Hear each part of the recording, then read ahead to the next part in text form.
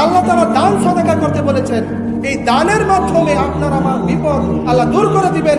আল্লাহ ঘোষণা দিয়েছেন, নবী সাল্লাল্লাহু আলাইহি সাল্লাম বলেছেন। অথচ এই দানটাকে আমরা পছন্দ করি, সব করতে রাজি আছি, তাহাজ্জুদ প্রতিদিন পড়তে রাজি আছি, কিন্তু আল্লাহ রাস্তায় ব্যয় করব, আমার প্রতিবেশীকে সহযোগিতা করব, ওই ব্যক্তিকে কিছু দিব, এই সময় আমার খুব কষ্ট হচ্ছে, আমি অপছন্দ করি, এটা আমার পছন্দ না। এটা যখন বলতে যাই তখনই হয়ে যায়, হুজুর এত বকবক করে কেন? হ্যাঁ হুজুর, আপনার সে ভালো বুঝি, কাউকে কিছু দিলে যে আমারও ভালো লাগে, কিন্তু আমার জন্য আছে, কিন্তু দিবে না। ওই পর্যায়ে তার স্ত্রী সন্তানের জন্য সে যা করে, অন্যের জন্য সেটা করতে রাজি না। অথচ আল্লাহ বলেছেন, লান তানালুল বিররা হাত্তা তুনফিকু মিম্মা তুহিব্বুন, সূরা আল ইমরান আয়াত নম্বর কত? 92। ততক্ষণ পর্যন্ত লান তানালুল বিররা হাত্তা তুনফিকু, তোমরা মুমিন হতেই পারবে না যতক্ষণ পর্যন্ত তোমরা তোমাদের প্রিয় বস্তু আল্লাহর রাস্তায় কি করো? ব্যয় না করো, আল্লাহর রাস্তায় খরচ না করো, তুমি ততক্ষণ পর্যন্ত ঈমানদার হতেই পারবে না।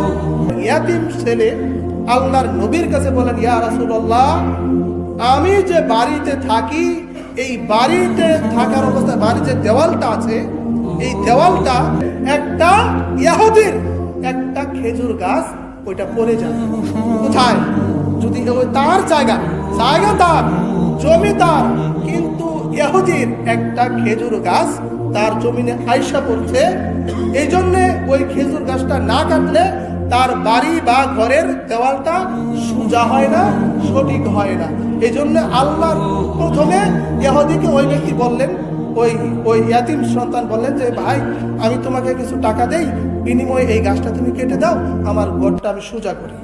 বলছে না, আমার গাছ আমি কাটবো।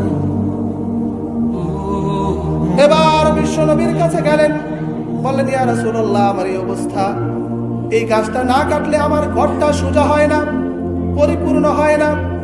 আল্লাহর নবী ইহুদিকে ডাকলেন, ইহুদি, তুমি ওই গাছটা তুমি কেটে দাও, বিনিময়ে কিছু অর্থ তোমাকে দেওয়া হবে। ইহুদি বলে, আমি দিব না। আল্লাহর নবী বললেন, ইহুদি তুমি শুনো, তোমার তেমন কোনো কর্ম নাই জানি, কিন্তু যদি এই এতিম শিশুর জন্য তোমার এই গাছটা তুমি যদি কেটে দাও, আমি তোমার কাছে ওয়াদা অঙ্গীকার করছি, আল্লাহ রাব্বুল আলামিনের কাছে জান্নাতে তোমার জন্য একটা আমি খেজুর গাছ তোমার জন্য আমি আল্লাহর কাছে আদায় করে নিব। ইহুদি কয়, একটা গাছ জান্নাতে? আরে জান্নাতে তো আমি বুঝি না, মানি না, নাউযুবিল্লাহি মিন জালিক। জান্নাত আবার কি?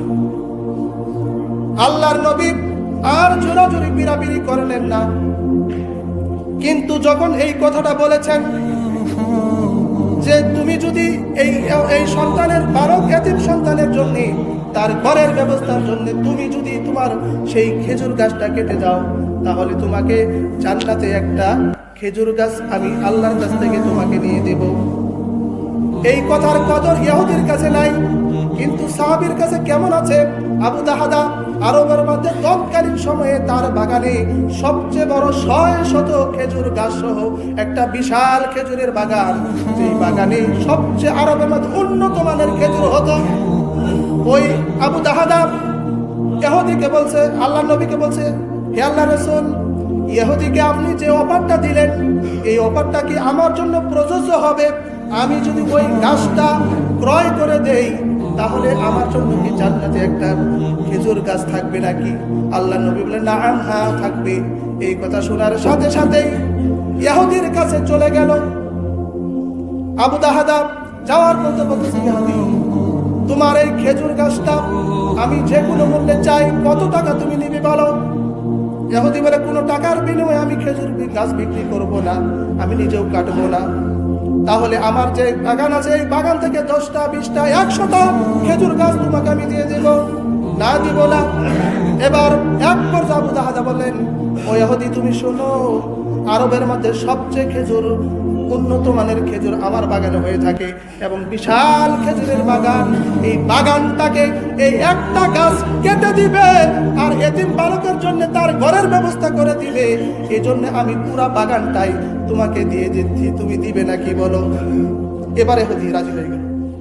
হ্যাঁ, কয় কি তুমি যা বলছো মাথা ঠিক আছে তো? মাথা ঠিক করে বলছো? আবু তাহা বলছে, হ্যাঁ আল্লাহে আল্লাহর কসম করে বলছি, মুমিনরা কখনো কথার খেলাফ করে না। কারণ মুমিনরা কার বন্ধু? হ্যাঁ, মুমিনরা কার বন্ধু? আল্লাহর বন্ধু। আলা ইন্না আউলিয়া আল্লাহ, মুমিনদের অভিভাবক, মুমিনদের বন্ধু হচ্ছেন আল্লাহ। সুবহানাল্লাহ, আল্লাহর বন্ধুরা। আল্লাহ কি ওয়াদা খেলাফ করেন? ইন্নাকা লা তুখলিফুল মিআদ, আল্লাহ যা অঙ্গীকার করেন, ওয়াদা করেন, সেটা কখনো খেলাফ করেন না। এবার ইহুদি বলছে, ঠিক আছে তোমার বসের কাছে চলো, অর্থাৎ আল্লাহ নবীর কাছে চলো। নবীর কাছে আসার পরে বলল, আপনার সাহাবী কি বলে আপনি শুনুন, যদি এমন হয় তাহলে আমি আমার গাছটা কেটে দিতে আমি রাজি আছি। আল্লাহর নবী আশ্চর্য হয়ে গেলেন, এত বিশাল বাগান একটা খেজুর গাছ কেটে দিবে এই জন্য তাকে দিয়ে দেওয়া হলো। আল্লাহ নবী তখন মুস্কি হেসে দিয়ে বলেন, হে আবু দারদা, তোমার জন্য আল্লাহ তাআলা জান্নাতে একটা খেজুর গাছ নয়, একটা বিশাল বাগান তোমার জন্য আল্লাহ রেডি রেখেছেন। সুবহানাল্লাহ।